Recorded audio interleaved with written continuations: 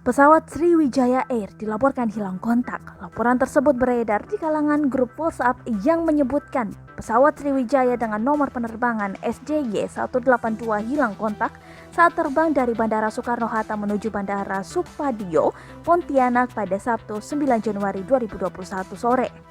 Pesawat jenis Boeing 737-500 dengan registrasi PKCLC disebutkan hilang kontak pada sekitar pukul 14:40 waktu Indonesia Barat.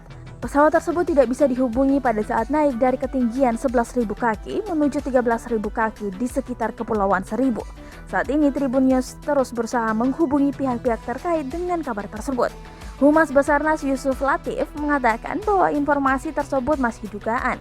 Sementara masih diduga, katanya kepada tribunnews.com Sabtu 9 Januari 2021. Pesawat Sriwijaya Air tersebut diinformasikan tujuan Jakarta Pontianak. Pihak Basarnas, kata Yusuf Latif, akan menginformasikan apabila sudah ada informasi valid. Akan kami sampaikan setelah 01, katanya.